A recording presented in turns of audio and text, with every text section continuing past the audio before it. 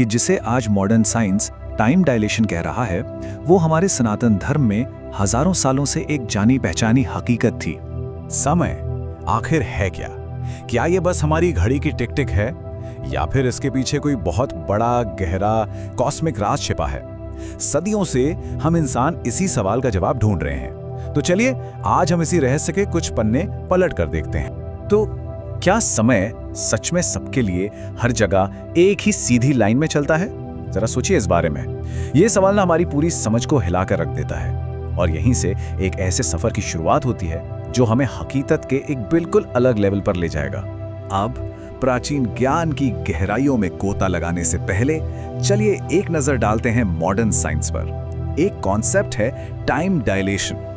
ये एक आप कह सकते हैं ऐसा क्रांतिकारी सिद्धांत है जो ये कहता है कि टाइम की स्पीड सबके लिए एक जैसी नहीं होती, और यही वो चाबी है जो यूनिवर्स के कई बड़े बड़े ताले खोलती है।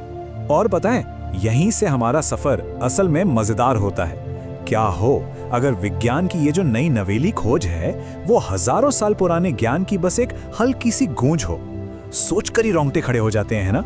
और यही सोच हमें वक्त के पार एक ऐसी कहानी की तरफ ले जाती है जिस पर यकीन करना मुश्किल है।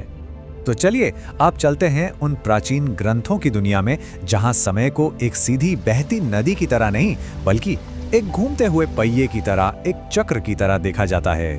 यहाँ पर ना नजरिया ही सब कुछ है। देखिए, जहां आज की सोच में टाइम एक सीधी लाइन है, मतलब पास्ट से फ्यूचर तक, वहीं श्रीमद् भागवत पुराण जैसे ग्रंथ हमें बताते हैं कि नहीं, समय एक कभी न खत्म होने वाला चक्र है।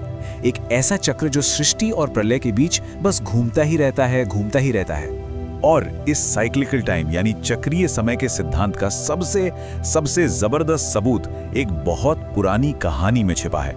एक ऐसे राजा की कहानी जिसने अनजाने में ही वक्त को पार कर लिया था।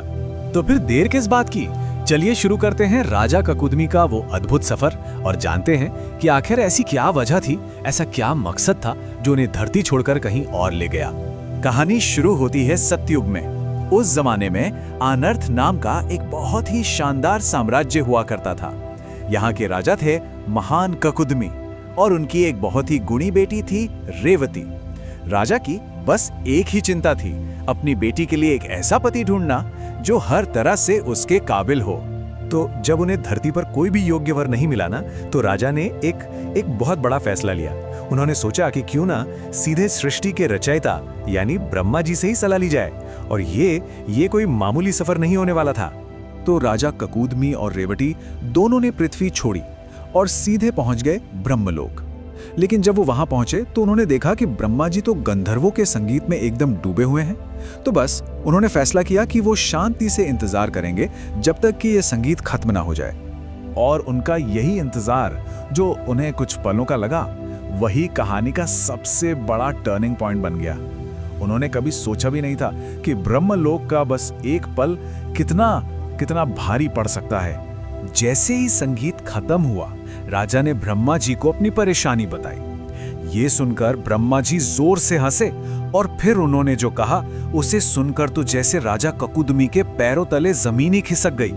ब्रह्मा जी ने बताया कि जिन राजकुमारों के बारे में वो सोच रहे थे ना, उनका तो पूरा का पूरा वंश ही खत्म हो चुका है। 27। चौंक गए ना? ये सिर्फ एक नंबर नहीं है, ये तो समय का वो गहरा समंदर है जो उनकी गैर मौजूदगी में धरती पर बह चुका था। मतलब ये कि जितनी देर में राजा ककुदमी और रेवती ने ब्रह्मलोक में कुछ पल इंतजार किया, बस उतनी सी देर में पृथ्वी पर एक या दो नहीं, पूरे 27 चतुर्युग बीत गए थे।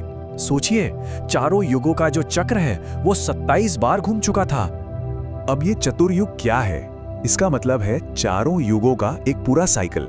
सतयुग, त्रेता युग, द्वापर युग और कलयुग। और ये लाखों साल का होता है। जरा अंदाजा लगाइए, लाखों करोड़ों साल बस कुछ मिनटों के इंतजार में खत्म हो गए। तो इस हैरान कर देने वाली सच्चाई को जानने के बाद राजा और उनकी बेटी अब एक ऐसी दुनिया में वापस लौटने वाले थे जो अब उनकी थी ही नहीं।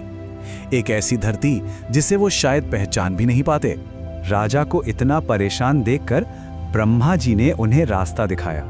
उन्होंने बताया कि देखो, अब पृथ्वी पर द्वापर युग चल रहा है और वहां भगवान विष्णु के अवतार बलराम मौजूद हैं। और रेवती का विवाह उन्हीं से होना तय है।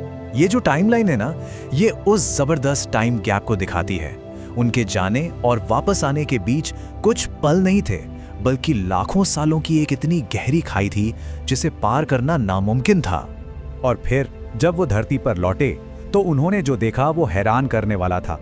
सब कुछ बदल चुका था। युग बदले तो इंसानों का कद, उनकी उम्र सब घट चुका था। लोगों का रहन सहन, उनका स्वभाव सब कुछ अलग था। और उनका वो शानदार राज्य, उनका परिवार, उनकी पूरी सभ्यता, सब कुछ वक्त की धूल में मिल चुका था।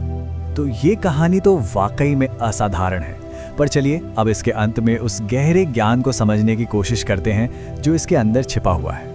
देखिए, इस कहानी का जो असली मतलब है ना, वो ये है कि ये सिर्फ एक कहानी नहीं है।